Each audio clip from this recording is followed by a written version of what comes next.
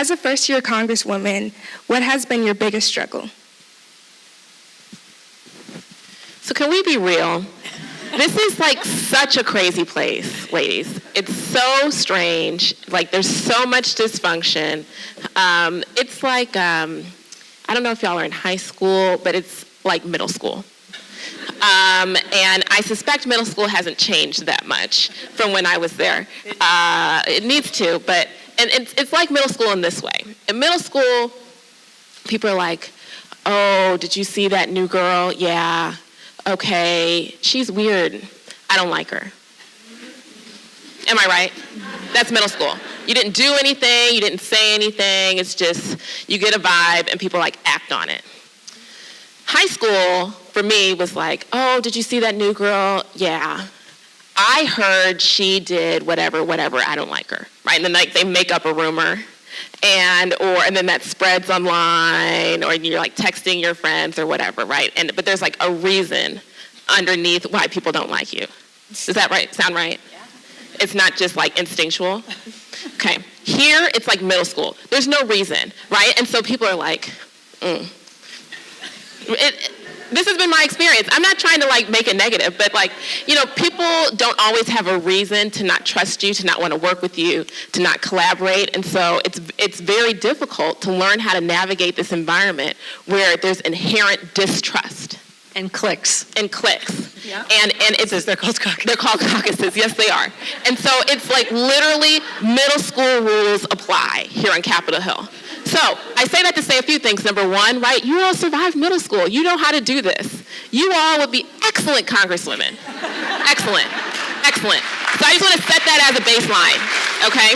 We need you here. Our country needs your leadership. You have all the skills that it takes. You would be great. Okay, but seriously, to answer your question, it ends up being very, very difficult when you don't know why your bill's not moving forward. You don't know why you're not being given full consideration. Like there's a problem, there's a solution. How do we bridge from that problem to the solution? And the reason or the rationale is unknown, and it just manifests itself in an incredibly dysfunctional environment. So how do you change it? How do you change it is by electing people who are saying like, forget about those rules. Forget about the caucuses, forget about, the traditional way of having to navigate this space, and let's just get it done, right? And I don't care how we get it done. My name doesn't even have to be on it. I just want that solution in place, and that kind of a mindset is very, very different. But I think that people, spend their whole careers studying the Congress, right? There's people who have PhDs and, really political scientists that really investigate how things happen here, when in my experience, I found that it's something that each of us are so familiar with, and you just have to battle through each day, and it's difficult. But if I can add to your middle school analogy, the other thing is then you have whole teams in your whole office. So then it's like, it expands it out even more, where it's like so-and-so's from so-and-so's office, and even like the way that people sort of check in on you. One of the team members who's here from our office, I was walking in one day with a big giant bowl. It's not even an interesting story, just a big bowl. And I walk in and he says, oh yeah, I heard from so-and-so. They saw you in the hall carrying a bowl. Like that was newsworthy. Sorry to embarrass our team member. Like that was newsworthy. And like it was literally a bowl because I'm from Virginia and we have peanuts and we needed a place to put the peanuts for the people who visit our office. And I thought it was a cool bowl and it's taking up space, and I have a terrible apartment in DC that's not decorated, so what do I need a fancy bowl for? But that becomes the topic of the conversation. Meanwhile, we're like, healthcare. And you know what's crazy? Okay, this is how crazy this place is. We don't email each other.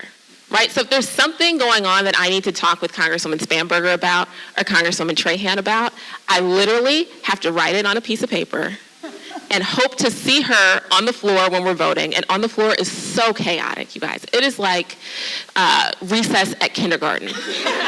Okay? There's no order. There is just like a lot of energy, and you're just trying to make sure that, it gets contained somehow, right?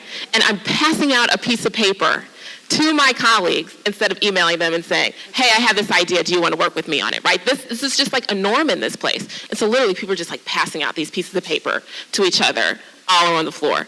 And then your staff Then you have to give it to your staff for them to call my friend, Congresswoman Spanberger's staff, to make it work, right? So dysfunctional. It's like just send an email, say, yeah, girl, and then it's done, And right? the problem is those little pieces of paper end up in little balls in the bottom of my backpack because my God. we do carry a backpack. And then I feel like I have a third grader at home, and it's like cleaning out her backpack where there's like the folded up pieces of paper because it gets crushed to the bottom. Yeah. Oh, I really should have gotten on that bill, but it was under my lunch. Like. I'll add one more thing, and I 100% agree with everything. I mean, there's a million constraints around this place that I think our class is really committed to seeing torn down. And we really should change the whole paper. I mean, like, the texting is just, I don't know. I feel like I pay babysitters remotely on texting, but one thing I learned as a working mom a long, long time ago is that if you try to be great at everything, it leads to exhausted mediocrity, right? And that's not a good outcome, right? We can all agree. You don't want to be exhausted, and you certainly don't want to be mediocre. But oftentimes, we try to, be great on every single dimension, right?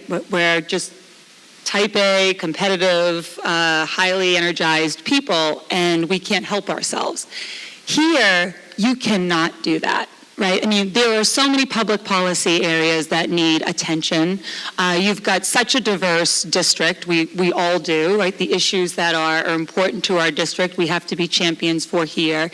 And you really have to pick your spots. And if you don't have like some sort of filter on like, these are the three things that I am going to really push the ball on, then you do try to become an expert or a champion for everything, and you're completely ineffective. And so I think the struggle is the sheer magnitude of all the issues that you want to be a voice on, because they're all super important.